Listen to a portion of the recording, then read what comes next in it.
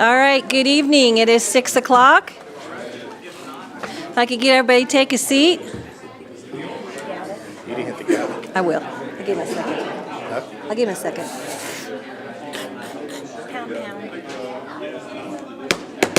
Good evening. It's 6 o'clock. If I could get everybody to take a seat, please.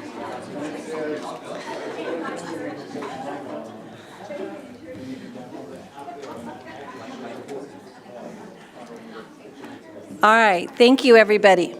It is 6 p.m. I'm calling to order the May 23rd, 2023 Fountain City Council meeting. Please stand for the Pledge of Allegiance. And we have military in the house. Would you like to come lead the pledge tonight, please? Thank you. I pledge allegiance to the flag of the United States of America and to the republic for which it stands, one nation, under God, indivisible, with liberty and justice for all. Thank you. Thank you very much. American Legion, Post 38. All right, Madam Clerk, roll call, please. Mayor Thompson. Here. Mayor Pro Tem Estes. Present. Councilmember Hinton. Here. Councilmember Corey. Here. Councilmember Rick. Here. Councilmember Applegate. Present. Councilmember Duncan. Present. 7 members present. All right, thank you very much. That takes us on to item 4.1, presentation. Before we begin, we have 3 presentations tonight. I think we got some people in the audience that are going to want some photos. What we're going to do is we're going to do all 3 presentations, then we'll take a short break, and we can do handshake congratulations and get whatever photos you want. So that'll get us through a little bit quicker than everybody coming down and up and down and up. So first presentation is award Fountain Youth Council Scholarship to Maxwell Lamb. Mr. Lamb, are you here tonight? Would you come forward, please? Councilmember Duncan. Good evening to everyone. I present to some and introduce to others. We have Maxwell Lamb, that is a graduating senior, and he is a graduating senior from Fountain Fort Carson High School. He is an excellent standing, and he holds a 4.7 cumulative GPA. All right.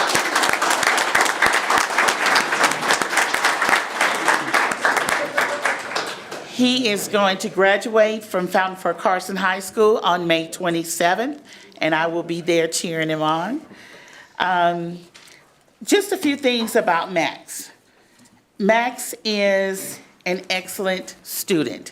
He is an excellent young man. He is very, you can tell that he sets standards not only for himself, but he sets standards for others. These are some of the things that were said about Max. Maxwell does not disappoint in giving all out high-quality effort on a daily basis. He is now in AP statistics, and he continues to set outstanding standards for himself. Throughout the years, he has always been a student who scores near perfection, who is meticulous in his attention to detail. He is the stereotypical student who, when makes a mistake, I double-check my own work to make sure I have not made a mistake on my own. How about that? Outside of the classroom, in addition to being our treasurer, Max has been a hard-working member of the National Honor Society, a member of our gifted program, and an ambassador for STEM programs in the district. Max is also going to School of the Mines. Max is being awarded $1,000 from the City of Fountain, and the scholarship award says, the Fountain Youth Council, in partnership with the City of Fountain, is proud to award you this scholarship and acknowledge your commitment to civic engagement and your exemplary efforts in furthering your understanding of the democratic process. Thank you so much. Would you like to say anything?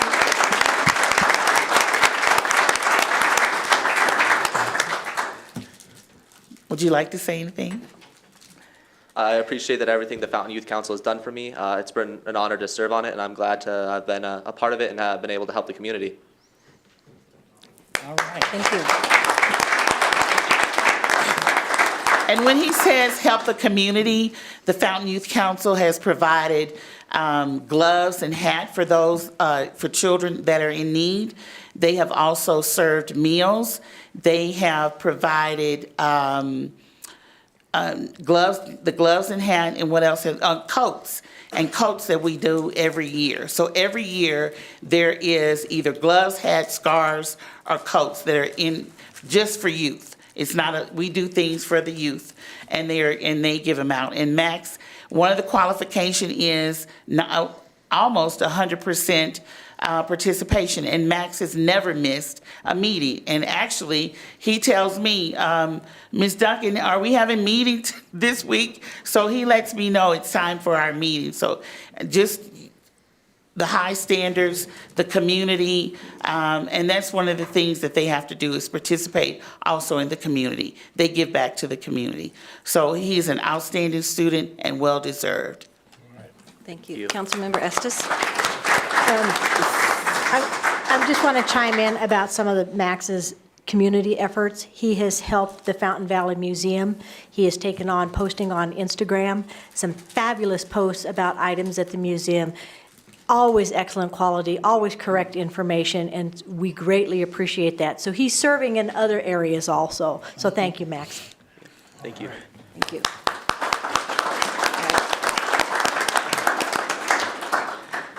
Councilmember Duncan, your light's still on. Did you have anything else? Oh, that's it. That's all I have. Do Okay. you have anything, Max? No, I think I'm good. All right, thank you, and congratulations. That's super exciting, going to the School of Mines. Wow, that's quite an accomplishment in itself right there. So we'll get some photos in just a minute, so don't take off, okay? Okay. All right. We'll get Thank some. you. All right, thank you.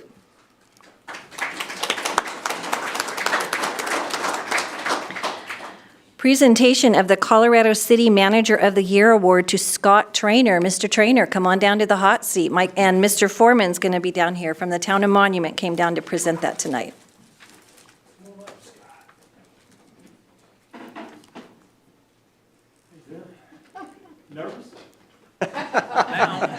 It's my honor to be here. Thank you. I'm the town manager from the Town of Monument, Mike Foreman, and I'm here as a representative of CCCMA, the Colorado City and County Managers Association, to present the 2022 Manager of the Year to Scott Trainer. All right. Congratulations.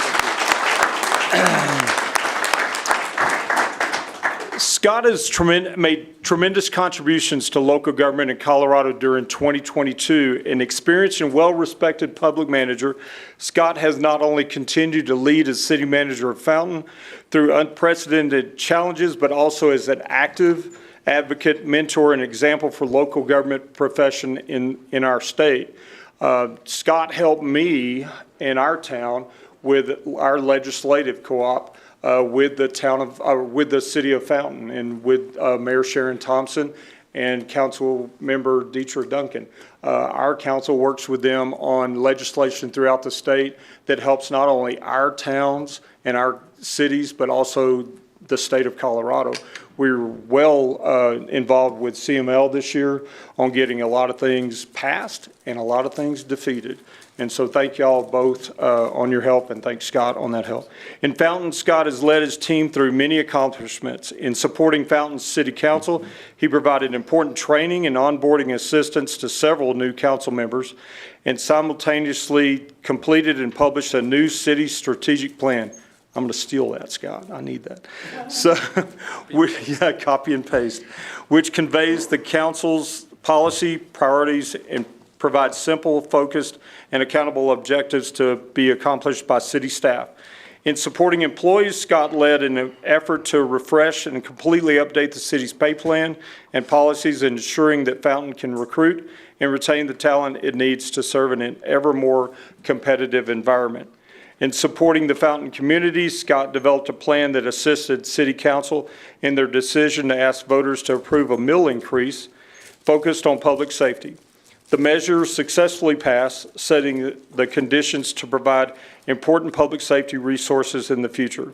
In support of Fountain's military neighbors, Scott strongly supported the development of a military partnership program that resulted in Fountain and the Fort Carson Army Post receiving the 2022 Army Community Partnership Award. In Colorado, Scott has continued to lead and contribute to develop and improve the local government management profession. Scott has organized opportunities to collaborate between managers in Southern Colorado region and offered assistance, coaching, and mentorship to colleagues and other managers.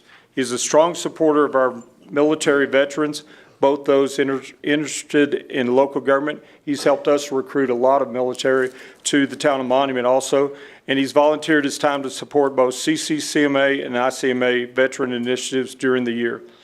Serving as past president of the board of CCMA, Scott directly contributed to the accomplishments of CCMA's goals and objectives and led the way in 2022 in cultivating opportunities to strengthen and better integrate diversity, equity, and inclusion in CCMA. It is my extreme pleasure to give this award to Scott Traynor as the 2022 Manager of the Year. Congratulations.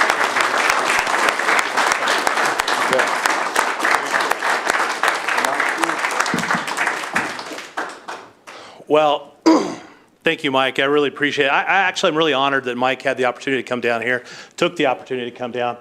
For those that don't know, Mike was the Manager of the Year last year, and I had the opportunity to go up there and as the board president award it to him. So we're just going to keep trading it back and forth. I was going to say, a little suspicious. Right. Up until now, I was thinking about it. The coolest thing on my wall is a 2018 chili cook-off win for green chili.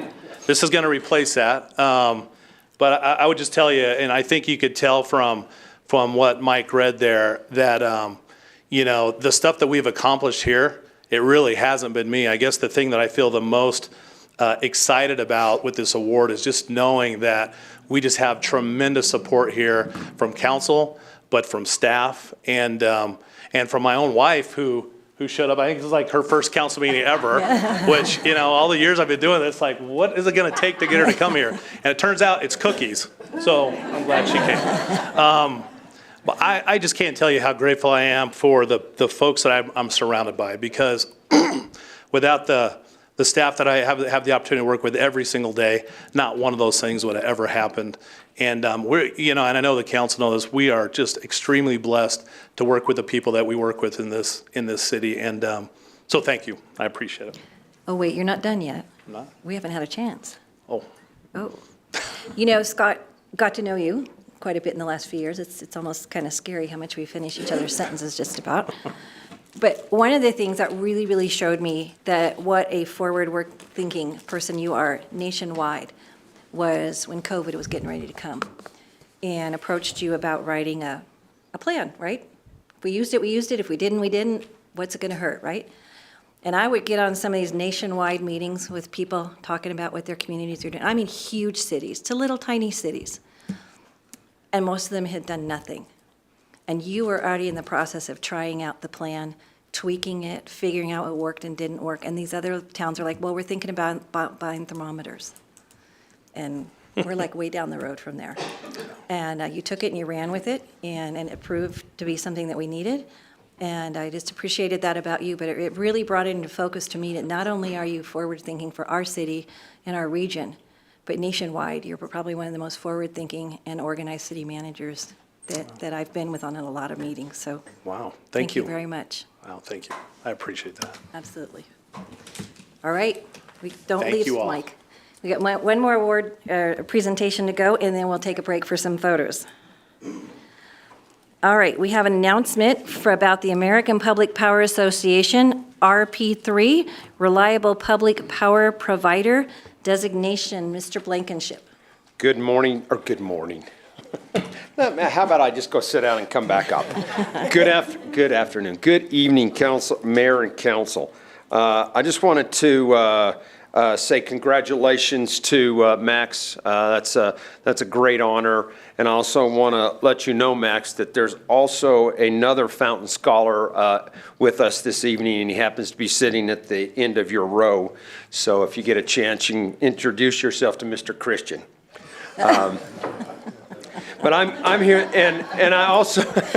It's been a day or two. Yeah, it's been a few decades, but yeah, he can pass the torch to you. But anyway, I also want to say I feel very fortunate to be here, and would like to congratulate Scott. I've worked for several city managers, and I can tell you that there are no better out there than Scott Traynor as far as a person goes, and bringing the balance of work and humility and empathy, something that we've talked about recently. And to me, he's the city manager of the day every day for me. And so I feel very fortunate to be here and work with him. But getting on to why I'm up here, but the city has owned and operated the community's electric system for 104 years. During that century plus of service, we've learned a few lessons and a few things about operating an electric distribution system. Through the application of that knowledge and the commitment of our organization, I'm very pleased to announce that the City of Fountain has received national recognition for the service that has been provided by our electric utility. This type of recognition can only be achieved with total commitment from the entire organization, from our management assistants to the mayor and council and everyone in between. I'm blessed and honored to serve as the City of Fountain Utilities Department Director. As the director, I provide leadership and guidance to an outstanding group of individuals who consistently do what it takes to keep the lights on and the water flowing in an extremely reliable manner. Now, I'm going to do what I do and step aside and let a couple of our dedicated team members tell you about our recognition. And with that, I'd like to ask Katie Helm and Randy Burrows to come up, please. Good evening, Mayor and Council. Katie Helm, Conservation and Sustainability Manager. And this is Randy. Next slide, please. Tonight, we're celebrating 2 acknowledgements that the utility has received from the American Public Power Association, recognizing our excellence as an electric utility provider. First, I'm going to share our gold-rated RP3 designation, and then I'm going to pass the mic to Randy to talk about our Certificate of Excellence. First, I want to talk about what RP3 stands for. It stands for Reliable Public Power Provider Program, and it is awarded by the APPA to utilities that demonstrate a high proficiency in reliability, safety, workforce development, and system improvement. This designation is a sign of a utility's dedication to operating an efficient, safe, and reliable distribution system. It also demonstrates Fountain Utilities' commitment to its employees, customers, and community. Before earning our gold rating, a core group of staff under the utility spent several months completing a comprehensive application process. Through this process, we provided documentation that is used to evaluate us in the following categories: reliability, safety, workforce development, and system improvement. Under the reliability category, it includes collecting and analyzing reliability data, having a mutual aid agreement, having an emergency response plan, as well as cyber and physical security in place. Within the safety section, in this portion, we demonstrated how our commitment to safety is foundational to all aspects of operations, from administrative roles to line work. Here in the workforce development area, we described how the utility invests in and trains staff through ongoing trainings, workshops, professional development, and networking opportunities. System improvement. In this portion, we explain how we maintain the integrity of our infrastructure and plan for the future. Applications are reviewed by an 18-member panel consisting of national utility experts in safety, transmission and distribution, and system planning. Currently, only 271 of the nation's more than 2,000 public power utilities hold an RP3 designation. I'm going to say that again because it's a really big deal. Out of 2,000 public power providing utilities, we are in the top 14%. While receiving this gold-rated designation, this is a great accomplishment. The feedback we received from the RP3 committee and throughout the application process is invaluable as it identified specific steps that we can take to continue to improve as a utility provider. So with that, I'm going to pass it on to Randy to talk about the certificate. Good evening. Just to give you a little bit of background on the Certificate of Excellence. I looked back to when we may have started tracking this reliability data, and the best I could come up with is the better part of 2 decades that I could find records of. So we've been doing that for about 2 decades. Last year, 2022, we decided to subscribe with the APPA e-reliability tracker. This helps us more efficiently input our outage tracking data, and then we can also take that data and analyze it much easier. Once a year, APPA compares this data to that of 962 public, rural, cooperative, and investor-owned utilities published by the U.S. Energy Information Administration. The Certificate of Excellence and Reliability looks specifically at the System Average Interruption Duration Index, also known as SAIDI, or the average total outage duration each of our customers experiences throughout a given year. The requirement of the certificate is that our SAIDI falls within the first quartile of the EIA's data in this category. Our electric utilities SAIDI came in at 47.24 minutes in 2022. This is a little less than 50% shorter than the EIA first quartile threshold, as well as 90% shorter than the national benchmark average. To put this into context, the average customer was only out of power for 0.009% or 0.009% of the entire year of 2022. While this is a great achievement, we intend to continue leveraging this data and software to pinpoint troubled areas on the system and develop solutions to further improve our performance and add value to the service we provide to our ratepayers and community. So anyway, thank you guys very much.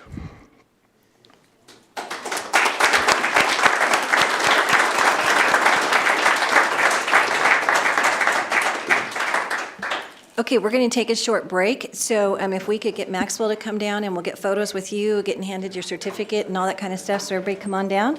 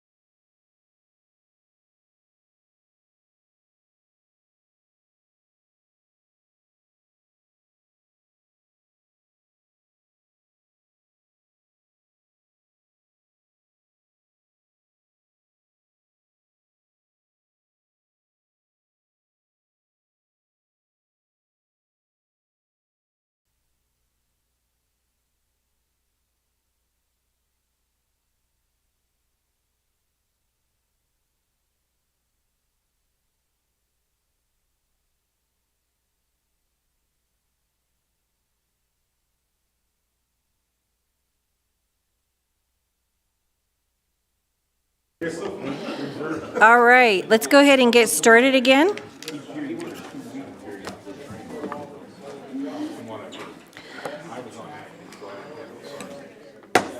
Let's go ahead and get started again. All right, so we're on item 4.2, Board Commissions and Committees. There are none tonight. Item 5, City Council Agenda Requests. City Council shall use this time to request any items for future consideration. And I'll start to my left tonight. Councilmember Rick. Nothing tonight, Madam Mayor. Councilmember Corey. Nothing tonight. Councilmember Hinton. Nothing tonight. Mayor Pro Tem Estes. Nothing this evening? Councilmember Applegate. I have nothing tonight. Councilmember Duncan. I don't have anything. Okay, perfect. All right. Okay. All right. Item 6, public to be heard. Citizens may address the council on items that are not on the agenda. Council may not be able to provide an immediate answer, but will direct staff to follow up. Out of respect for the council and others in attendance, please limit your comments to 3 minutes or less. And I do have one card from Mr. Langley, American Legion Post 38. So can we get the microphone fixed for him? You got it? Oh, he's got it down now. Okay. Madam Mayor, honored council, John Langley with American Legion Post 38. I was just going to let you all know a little bit about what we got going on the next couple weeks. This Friday, we're going to be having a chicken fried steak, mashed potatoes with white gravy roll, and a poppy-themed cupcake in honor of Fountain Poppy Day. On the 29th, which is Memorial Day, we'll be having a flag raising at 7:30, followed by a short service and then a free breakfast. Then at 9 o'clock, we will be at the Mayor's Park, and then we'll be traveling over to the VFW at 11. And then on June the 2nd, the Sons of the American Legion are having a rotisserie chicken, mashed potatoes, green bean, brown gravy, salad, and cupcakes. Thank you very much. Thank you. So I don't know if y'all caught, but on Memorial Day, you don't have to do breakfast or lunch, right? You can go there for breakfast and VFW for lunch. All right. Thank you for coming tonight. Is there anyone else in the audience for citizens to be heard time? Yeah. IT, is there anyone online? No one online tonight. Okay, great. Thank you. All right. Going. Okay, gone. All right. 7, consent agenda. All items listed under consent agenda are considered to be routine and will be approved with one motion. There will be no separate discussion of these items unless a council member or citizen so requests, in which case the item may be removed from the consent agenda and considered separately at the discretion of council. We have consent agendas, items 7A and B. What would council like to do?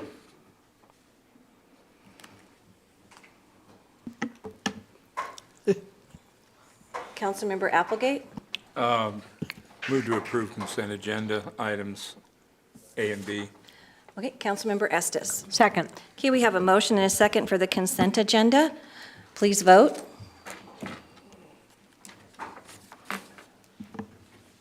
Seven yes, motion carried.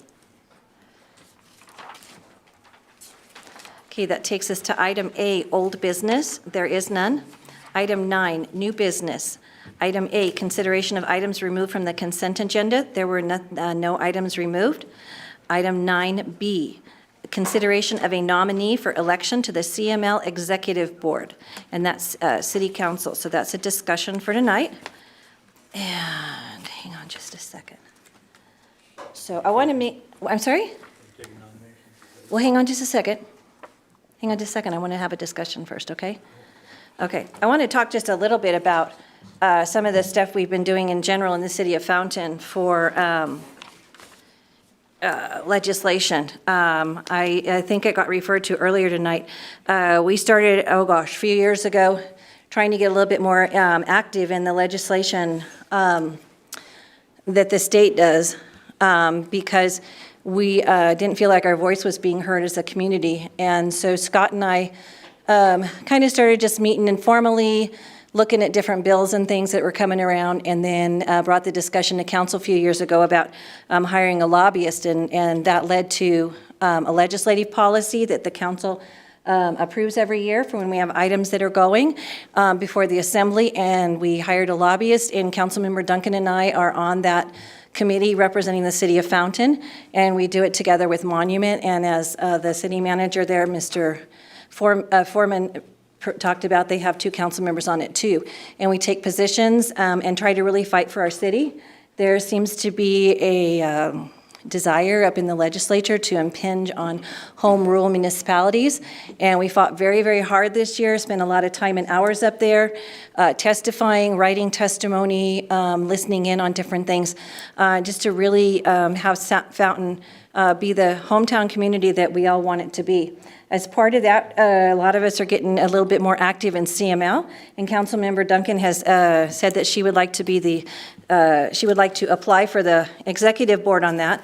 And I just wanted to make sure everybody on council understands what that involves.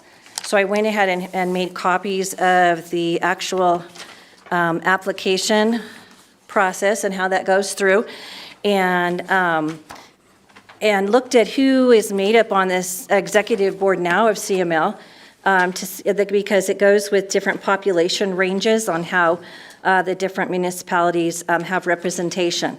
And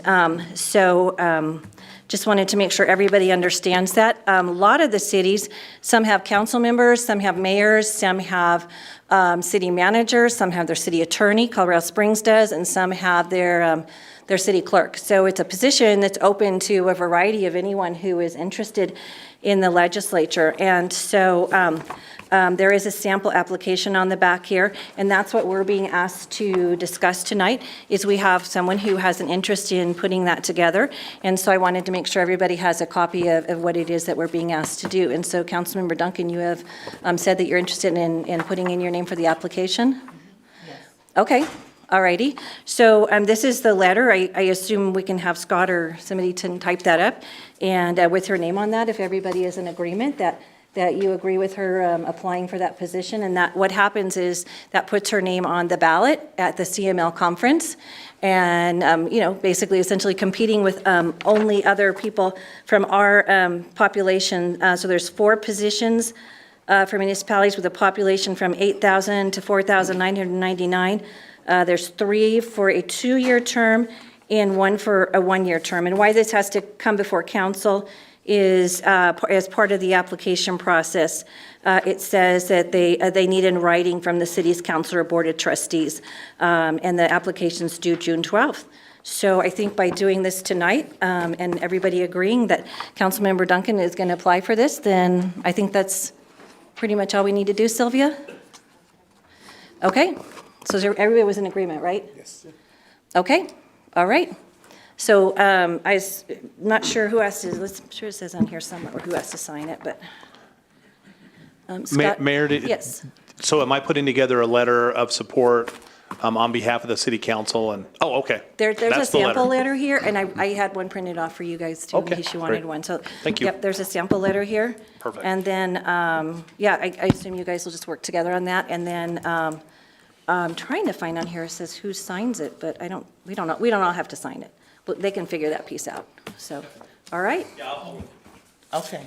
I just, because it's a vote, I don't know I think that it should be appropriate that every member on council, since every member has to say yea or nay, that they signed it. Should we make a motion? No, it doesn't have to be a motion. I think she's just wanting everybody Okay. to sign it. That's all she's asking for. So.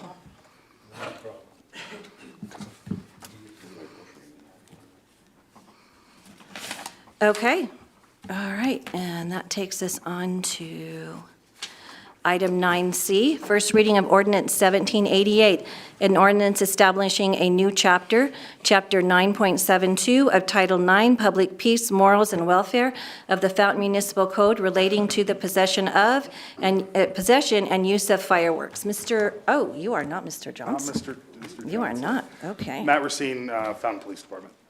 Madam Mayor, Council, thank you for having us this evening. I just wanted to go over the first reading of ordinance 1788, which is a new chapter of our ordinances, 9.72, and regulation for the possession and the use of fireworks, to clarify to the public and also to clarify for enforcement purposes what the people in the city can and cannot do. Just to talk about a little bit in reference fireworks, if nobody on council was aware, but it has become a problem. every year, and it seems to be a little more aggressive with the individuals and trying to curb the use of the fireworks, but also to enforce by putting fire department members, code enforcement officers, police officers in kind of a jeopardy situation for something that is severe, but not severe to the point of pushing it to getting into altercations with the public over something that is minor statutorily through Colorado revised statutes. This chapter 9.72, the fireworks, and I believe everybody has that, and everybody has read that. What this goes into the sale and use of fireworks that are prohibited within the city between certain days, calendar years, when they can be sold, when they cannot be sold, when they can be possessed, and what type of fireworks can be possessed, and what type of fireworks that are prohibited year-round. It also goes into the exceptions. It also talks about how fireworks, if they are government or co-government sponsored, there can be a fireworks display, there can be a fireworks show. As this year, the city has teamed up with Pikes Peak International Raceway to allow the citizens to enjoy a fireworks show that's safe, that's legal, and also a drone show to accompany that as well. This also goes into something that has been brought up in other jurisdictions across the country, and this is called host liability. Host liability means that the individual that is lighting the firework is not necessarily the individual who is going to be cited for the violation, but the individual who is responsible for the land, premise, or residence in which those fireworks are being lit. If you are a homeowner and you're having a party and you're allowing individuals to ignite illegal fireworks during the specified times on your property, then you can be cited under our ordinance for that, and you would be the one responsible, not the individual that's actually lighting it. Is there any questions without reading this entire thing? Councilmember Corey. So, but basically what we're trying to do is like, Fountain PD's not trying to say like, we're trying to, go further with what our enforcement is. We're just trying to say this is what the state puts forward as the statute. This is what we're going to enforce. This is what they say is illegal, what's legal, and that's all you're doing is just reaffirming. You're just reaffirming what the state is saying. So what is legal in the state statute is also illegal within the city.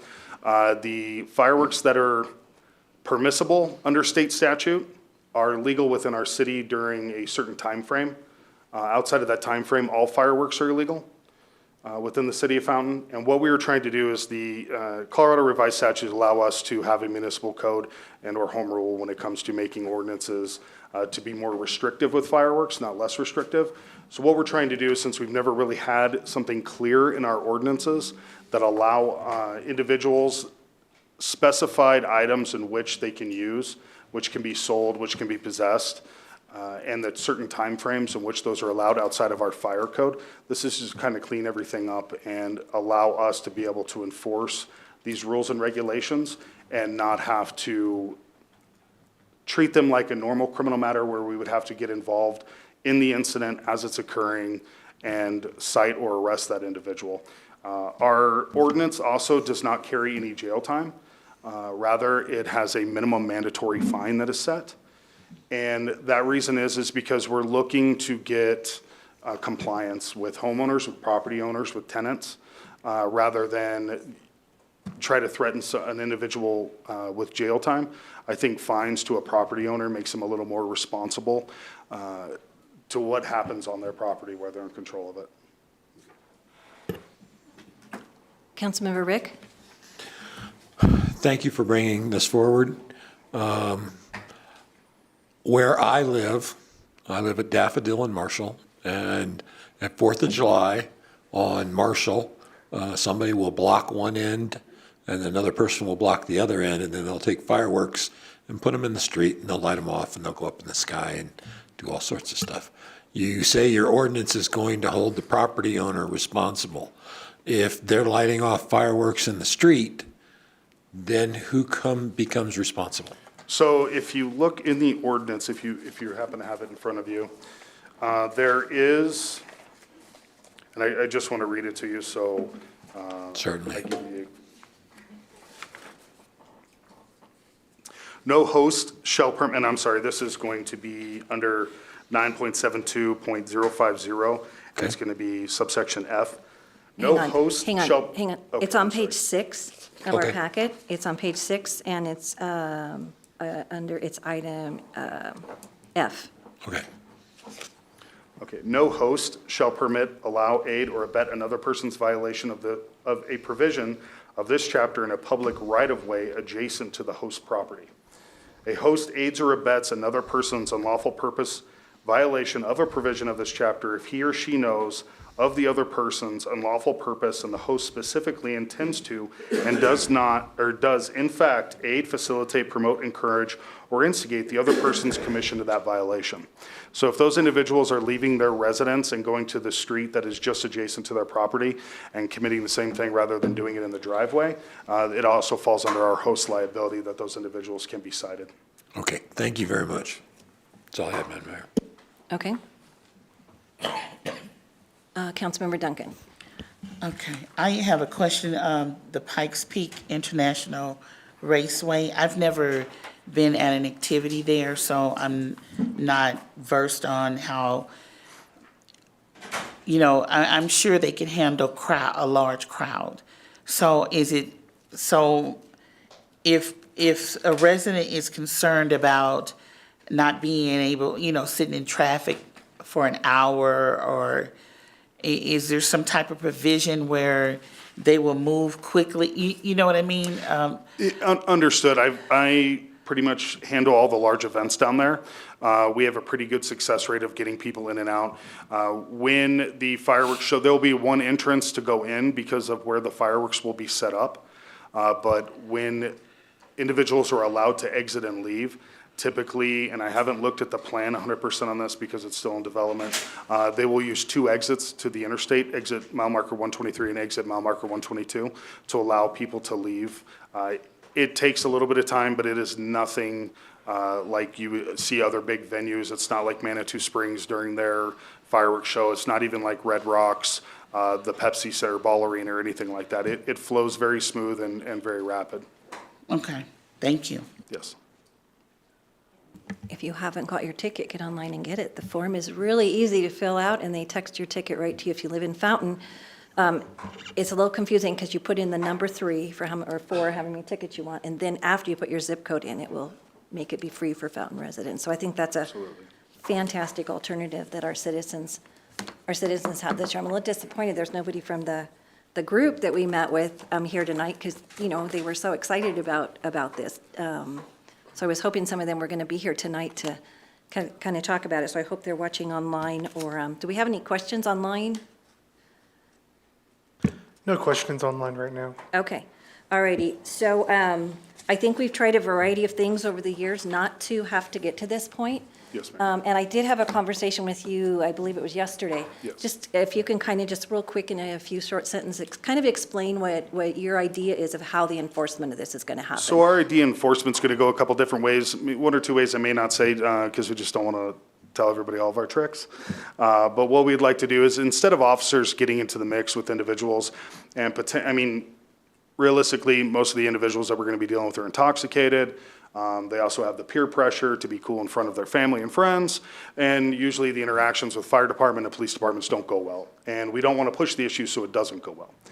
What we will do is we can use a variety of tools as to videotaping, as to officer present, just seeing the individuals from their property igniting the fireworks, using illegal fireworks or fireworks outside the permissible days that are allowed in this chapter of our ordinance. And those individuals will probably be contacted at a later time when we don't have to worry about possibly being under the influence or intoxicated, and they will be served a citation to appear in court. To our municipal court? Yes, ma'am. Okay, all right. And I assume Troy, our judge, has looked this over and she knows what might be happening? She has not seen this, but, Okay. You're the legislative body. And so, she will enforce and Right. preside over the violations of the laws that you bring forward. Right. And just to be real clear, this is not the kids that go buy fireworks at the fireworks stand and put the cone off in the driveway. No, ma'am, as outlined in the ordinance, it says what is legal, and that are the fireworks stand that you see sold in El Paso County. Those are Colorado permissible fireworks. The city of Fountain allows permissible fireworks use between May 31st and July 6th. Outside of those times, it's very rare. Maybe New Year's Eve would be another incidence we have them. These are going to be the fireworks typically that are illegal within the state of Colorado as it is, going to Wyoming, New Mexico to obtain those. They're going to be the Roman candles, the bottle rockets, the big mortars that you see go up in the air, anything that explodes, that type of thing. That's going to be our primary enforcement. As you all know, we have a high military population, and we get flooded with calls when we have this and the public doesn't respect some of the individuals that may live in their neighborhood that may have some type of PTSD or something else going on, or animals and service animals and that type of thing in their neighborhood. So it's also to try to combat that, but to make these property owners responsible and not just say, hey, it was my friend, he's drunk, I'm sorry. It's the property, you are responsible for what happens on your property, and this is holding them accountable for that. Well, seeing what we've seen around here the last couple of years, I think we're very fortunate we haven't had somebody's roof on fire that night or the next day with something smoldering up there and have some real property damage or people being hurt. And unfortunately, it's just a few people as usual, right? And so it'll be interesting to see what the vote comes out on this tonight and then the next reading. And then it goes into effect, I think you said June 11th? It should be June 11th. The next second reading is on June 6th. Okay. All right, are there any questions from anybody else on council about this? Councilmember Duncan. So how are we getting the word out?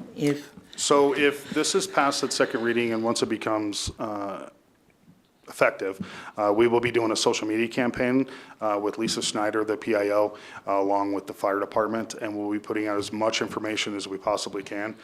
We will put a link to the ordinance itself so people can read it, they can be educated. It's probably going to spread pretty quick the first time we have some individuals that decide to go out of state and come back prior to 4th of July that ended up getting cited.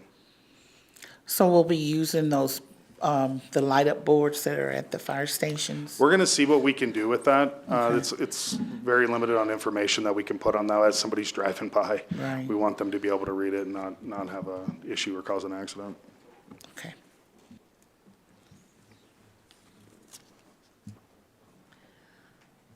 Chief. Yeah, Madam Mayor, I just had a quick kind of comment on the enforcement part of it. We're going to also have our officers fairly quickly start really educating the public on just when they have general contacts with them, kind of giving them a heads up on the new ordinance that's coming. While it's not approved yet, we're going to start getting that education piece out there.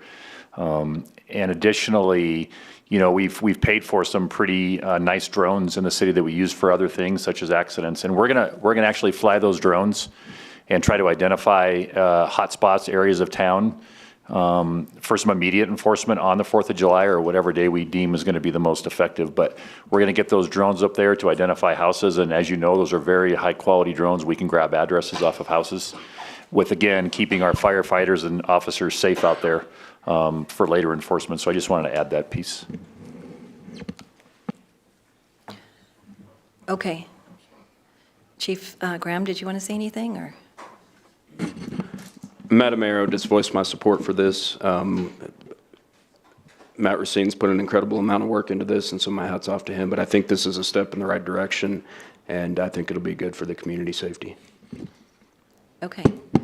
Is there anyone from the public that has any comments? Yes. Yeah. If you could just come on down to the mic and state your name, please.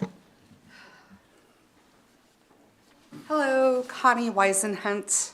I just had a couple of questions. So, living here forever and ever, it seems like fireworks start 2 weeks before 4th of July and last 2 weeks or longer after the 4th of July. And I'm just wondering how, because you're going to have a lot of people calling and tattletelling and complaining on each other, just to kind of get this mellowed out a little bit. So how do people differentiate what's illegal, what's legal, and then what are the fines in regards to dollar amount, and then what kind of things are we doing with those fines? Okay, first of all, anything that leaves the ground is illegal. Okay, Anything at all, okay? Or explodes, or, so don't even throw your sparkler in the air. didn't even know that, thank you. Okay, yeah, okay. All right. Do you want to read through the fines? Yeah, so, and just to touch on that, and everything is outlined in the ordinance of what is legal and what is not.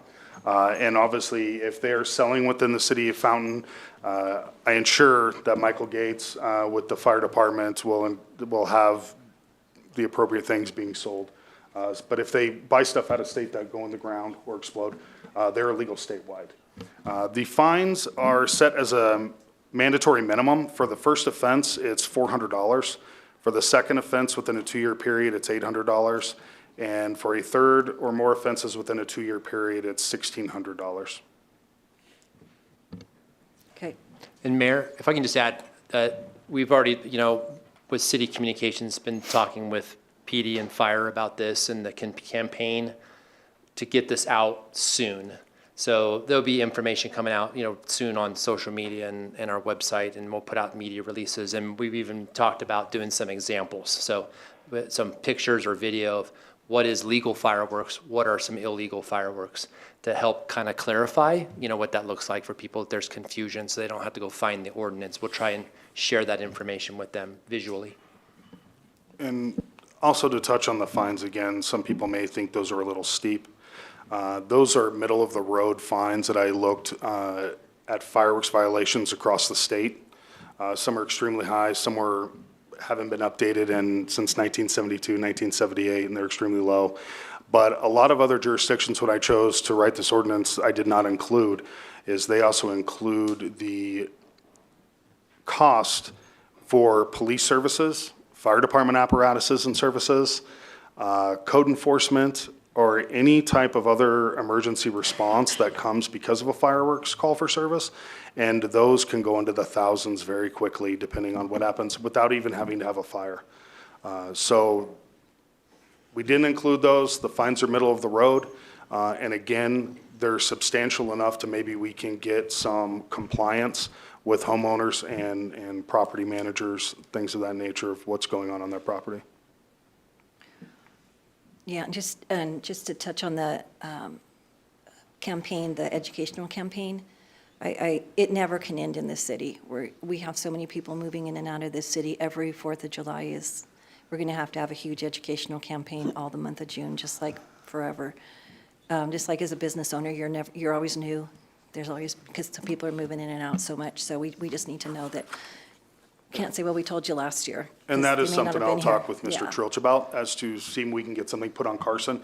Because the majority of our soldiers come from states. Fireworks are 365 days a year, and there's not even a second thought about them. They don't understand living in Colorado for as long as they have everything you're just waiting for the next wildfire. So maybe it's something we could reach out to Fort that's a very Carson, good point. educate, and go from there. We can send something to their public affairs office from Fountain that they could put out as well, so. Okay, Councilmember Rick? Question for Mr. Johnson. I want to make sure. This ordinance does not give somebody liability if they let off a firework and cause damage to somebody else's property. That falls under arson, and they can still be prosecuted even if we pass this. Is that correct? Yeah, all this really does is add a tool in our tool belt for a municipal violation, yeah. Okay. So that doesn't take away any state violations that, or Yeah, anytime- misdemeanors or felonies or anything that would go beyond or more serious than this, certainly. Yeah, absolutely. Any type of injury caused to a child under the parents allowing them to use illegal fireworks, stuff like that, that all falls under state statute, which they'd be prosecuted in district or county court. Thank you, Madam Mayor. Chief Christiani, did you have something else? I did, but I think it got addressed. Thank you. Oh, okay, all righty. And I think the last part of her question was the money for the fines. That would be for Troy. Yeah, let me answer that one. And I think, I think you've got to understand the role of collecting the fines. This is the police service that the city offers is a service. And so at the end of the day, whether you're talking about traffic, fines, whether or not you're talking about fines from juvenile offenses, they're never going to cover the bills, which is to pay for the cost of enforcement. And so the reality is the fines go back into the general fund and then used to disperse to then pay for the services themselves, right? And so at the end of the day, I don't think there's enough tickets you could write to pay yourself back for the cost of enforcement. And so that's just kind of the nature of the business, and this helps recoup a little bit of that.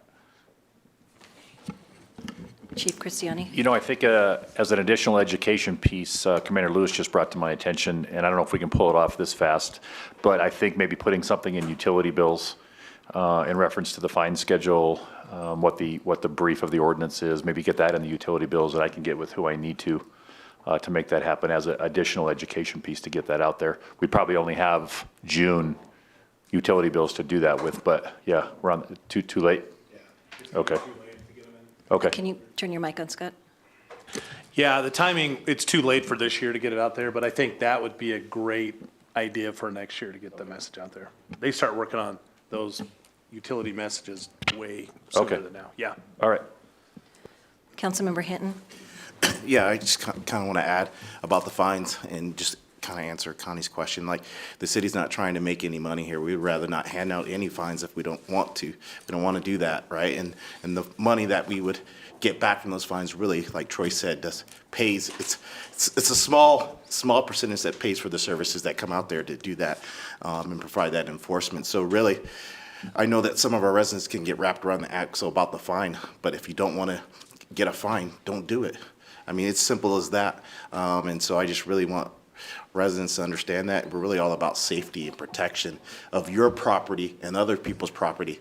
We live in a high desert country, state, so any little thing can spark a fire. Even though we got a little bit of rain this past couple months, it's not enough. We're still in a drought, so I really just want that to be driven home that, you know, having that fun for that moment and that time can cause somebody to change their lives forever when it comes to a fire to their home or their property. Well, that rain coming now is nothing but food for the weeds, and by July, they'll be drying out. Councilmember Estes? Just a thought on putting it in the utility bill. Maybe we could consider that like November-ish, so we can get ready for New Year's? Because we seem to have an awful lot around that time, too.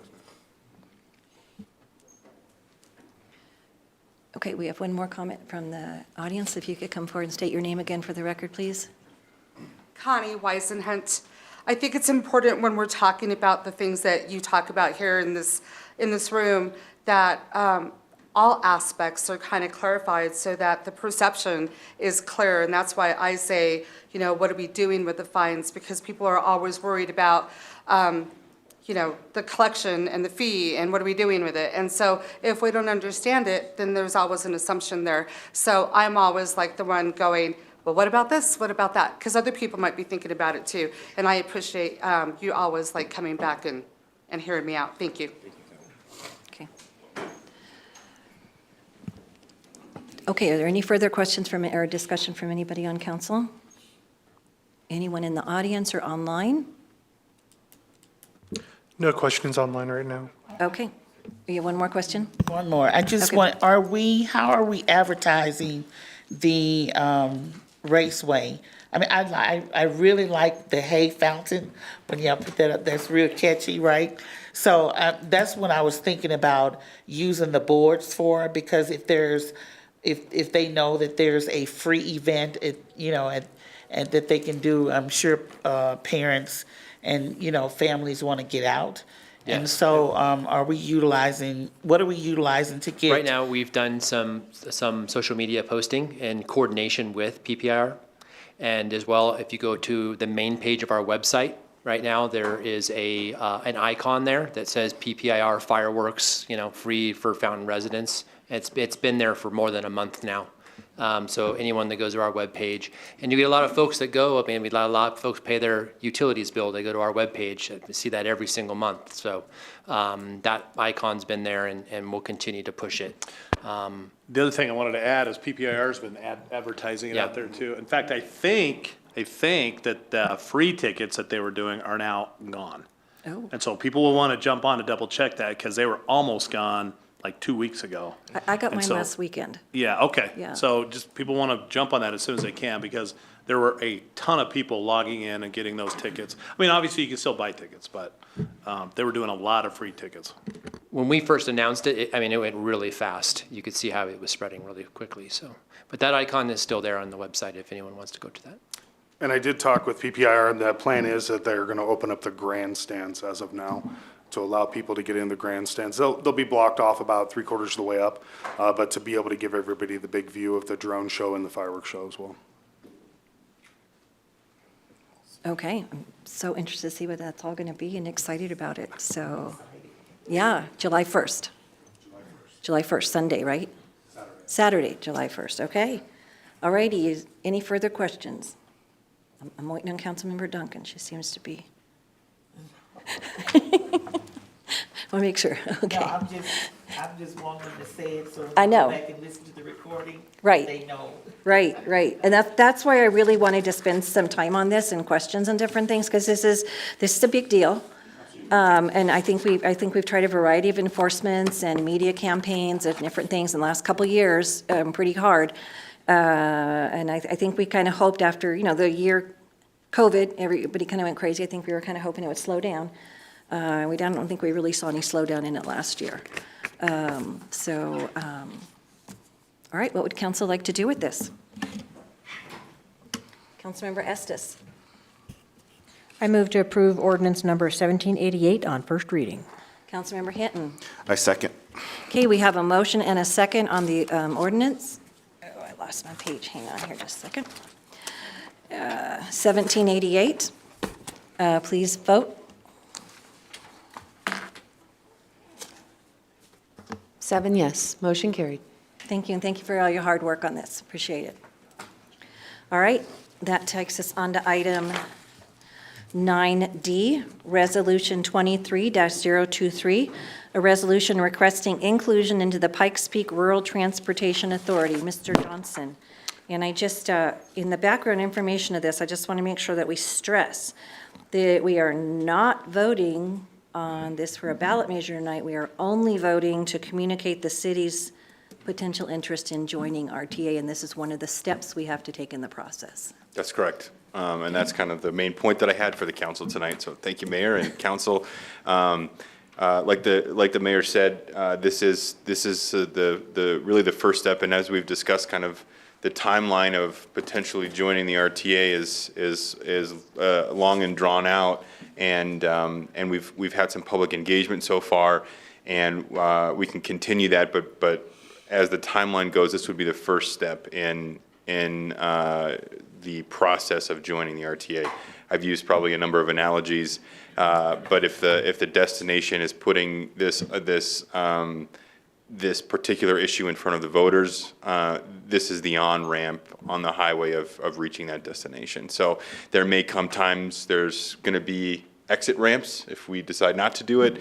There may even be roadblocks that the RTA puts up and allows us to or forces us to not be able to do this. But we've got to get on the road towards that destination if we want to potentially do that. And so this is not, like you said, a decision to do it formally, but this is expressing our intent to the RTA to join them and ask their permission. And if approved, they'll take the steps to then ask their member jurisdictions. And so they'll meet about it and then come back to us, and we'll take steps forward at that point. So this is just the first step towards that goal. If the council wants to do it at this time, now's the right time in that process to do it. And so with that, I will open the floor to any other questions. Any questions from any council members? I think have we RTA'd it to death, basically? Yes. Okay. I think so. I think so. Are there any questions from anyone in the audience? Any questions from anybody online? No questions online right now. Okay. Seeing no further discussion, what would council like to do with this? Councilmember Applegate. I move to approve Resolution 23-023. Councilmember Rick? Second the motion. Okay, we have a motion and a second for Resolution 23-023 to communicate the city's interest in potentially joining RTA. Please vote.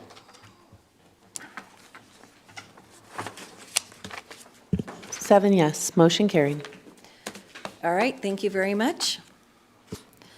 All right, that takes us on to item 10, correspondence, comments, and ex officio reports. Mr. Trainer. Thank you, Madam Mayor. I just have one item. I had forwarded on to the city council a email that came to us from PPACG gauging our level of interest in participating in a grant that will develop a safety action plan for the region. And so our share of that grant would be about $3,300. And so what I wanted to do is bring that to the council to decide, is that something we want to participate in? And what the grant essentially does is it puts together a safety action plan that's focused on helping keep our streets safe for the traveling public.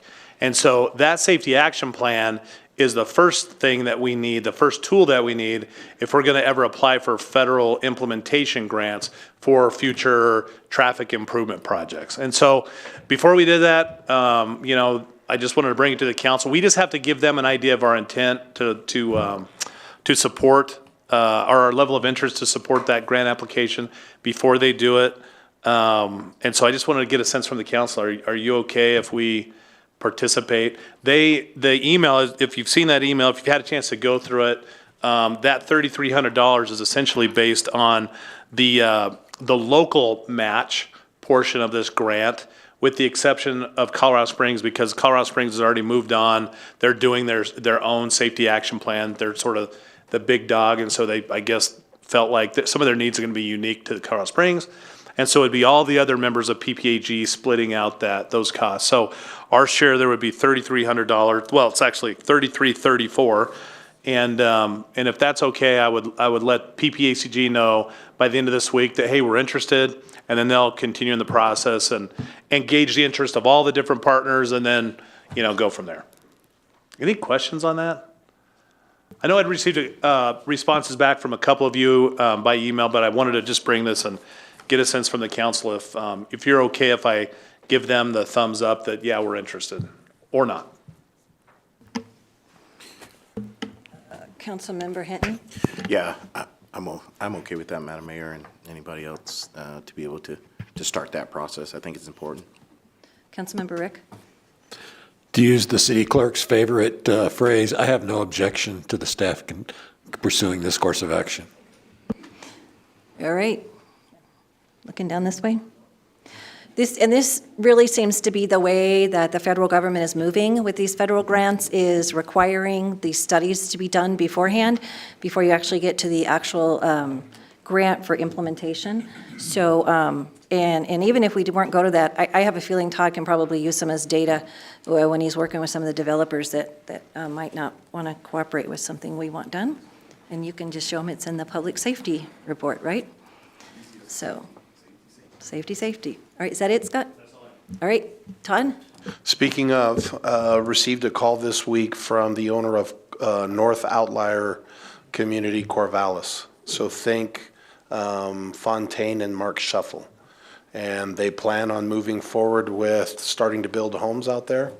Their goal is to have roads in place and houses going up this time next year. So with all kind of the instability in the economy, we'll actually see if that does happen. But as of this week, that is their plan to move forward with. So their ODP has been approved by you all several months ago. So it wouldn't take long for them to get, their initial grading permits and actually start moving dirt out there. So if you see activity out on Corvallis, that's what it is. They plan on starting on the residential piece and then moving to the commercial after that. But again, that could change next month, next week, and I'll keep you all in the loop. We'll see what happens. That would be our third active neighborhood that's building out right now. Ventana South, Aspen Ranch, and then Corvallis would be our third. So just an update. Thank you. Mr. Johnson? Nothing else for me. Chief Graham? No, ma'am, nothing. Chief Christiani, your first full meeting, huh? I know. Thank you.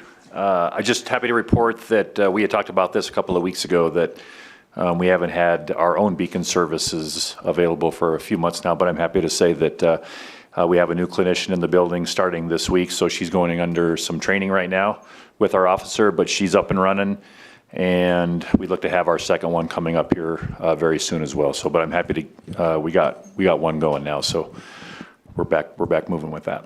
It's a good thing for the community. Feel free to bring her by or him. Yeah, when she's, we'll give her a couple of weeks, Yep. and then we'll bring her by and introduce her to you all. Okay, don't scare her off too soon. Thank you. All right. Commander Lewis, anything? No, ma'am.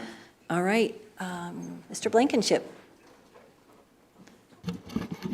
I just want to let the council know that last Friday, along with Councilmember Duncan and Councilmember Rick, I had the privilege to participate in the Pikes Peak Children's Water Festival, the 2023.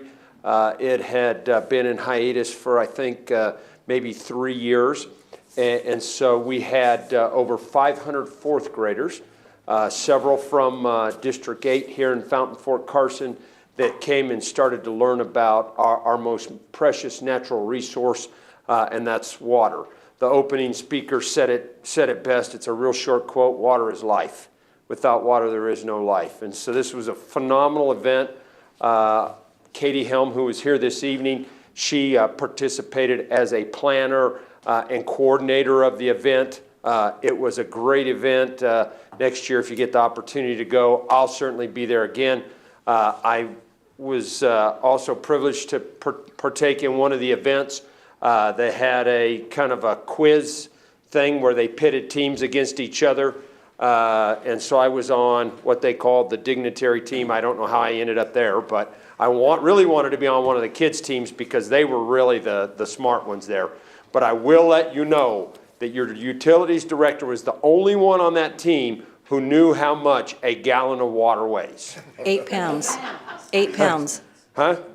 8 pounds. 8.34 pounds, yep. Yeah, roughly 8 pounds. Yeah, slightly over, 8 1/3 pound, yep, absolutely. So see, it's not a big deal to know that, obviously, but I knew that. But it was really a great event, and look forward to continuing to participate in that going forward, and encourage you all to, if you get an opportunity next year, we'll keep you informed and get out there. And it's the kids have an incredible amount of enthusiasm and energy, and it's and their thirst for learning, no pun intended, but yeah, it was a great event. And so it was, I was very, like I say, fortunate and privileged to represent the city of Fountain at that event.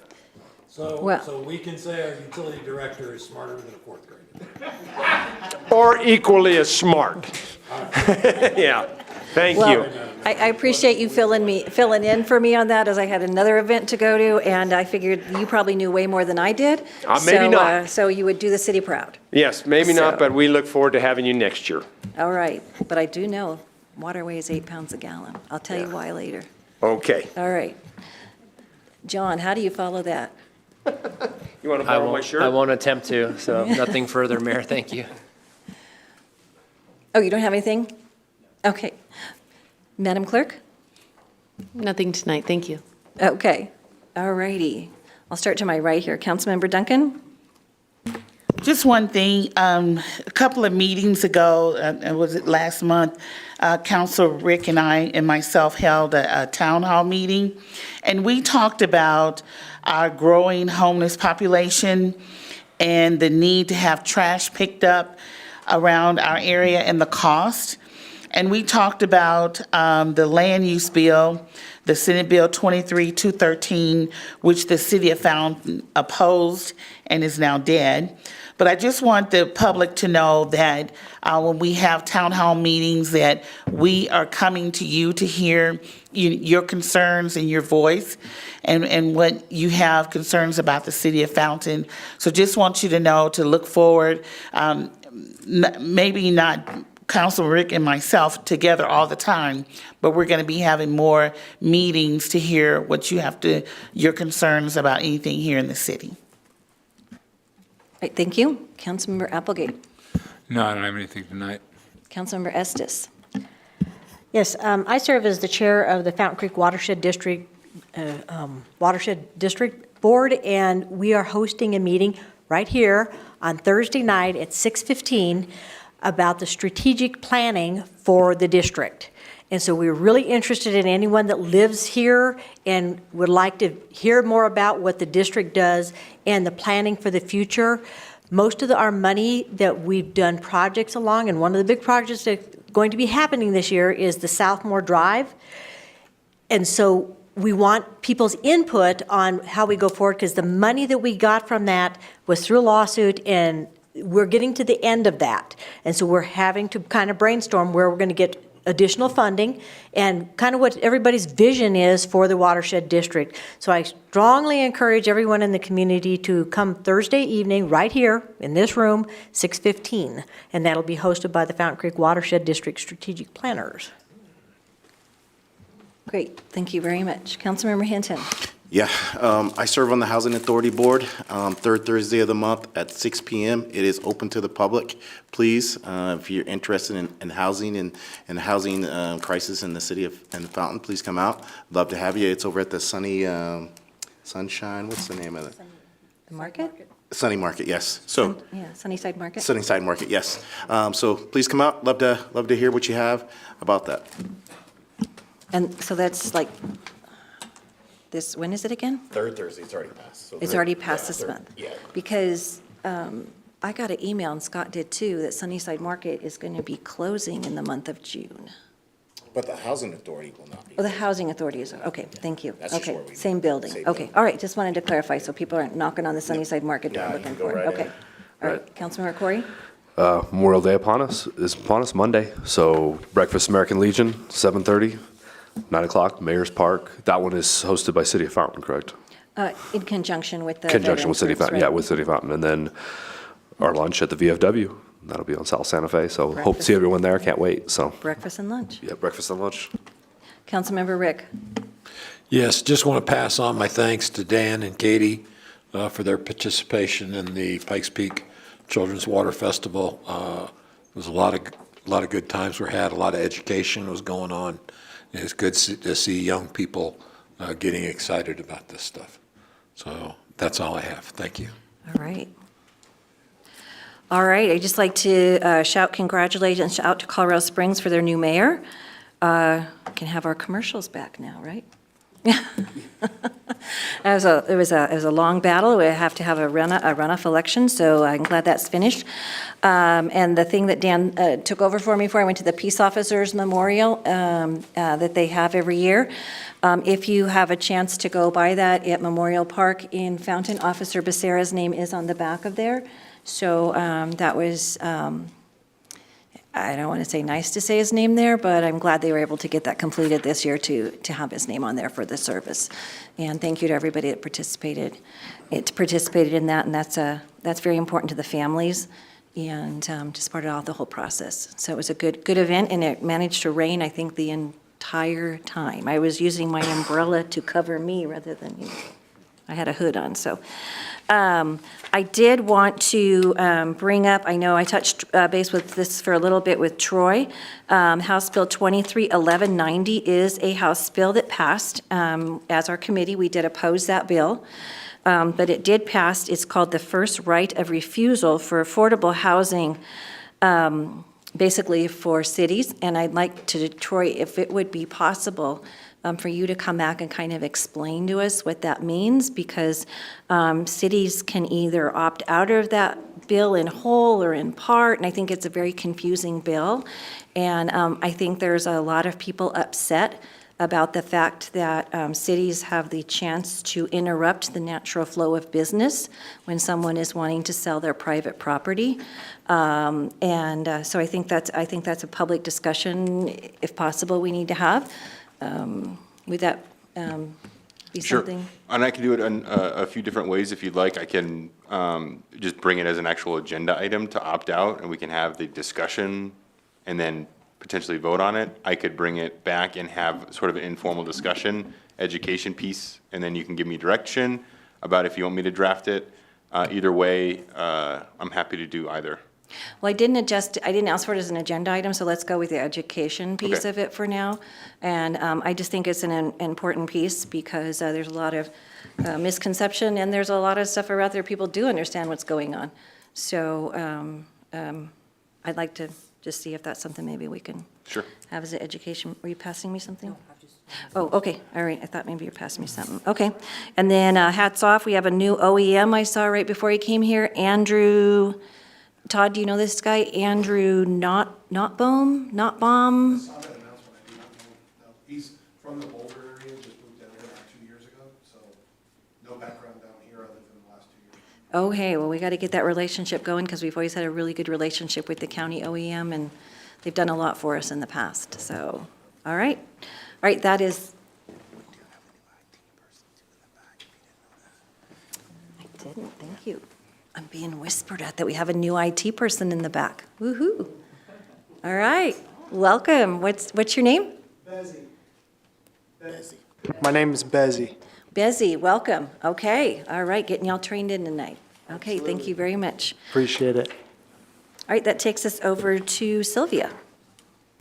Thank you, Madam Mayor and City Council. Actually, tonight I am only going to be requesting one of the executive sessions as the first one for the minutes. There was an issue in that your city clerk didn't make copies for you tonight. So I am requesting an executive session pursuant to CRS Section 24-6-4024A to discuss the purchase, acquisition, lease, transfer, or sale of real personal or other property interests. All right, we have a motion from our city clerk to go into executive session. What would council like to do? Councilmember Duncan? I move that we go into executive session. Councilmember Rick? Second the motion. Okay, we have a motion and a second. Please vote.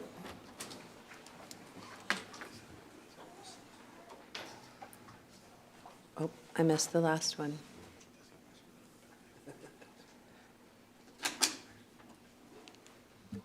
Six yes, one no. Councilmember Corey voting no. Motion carried.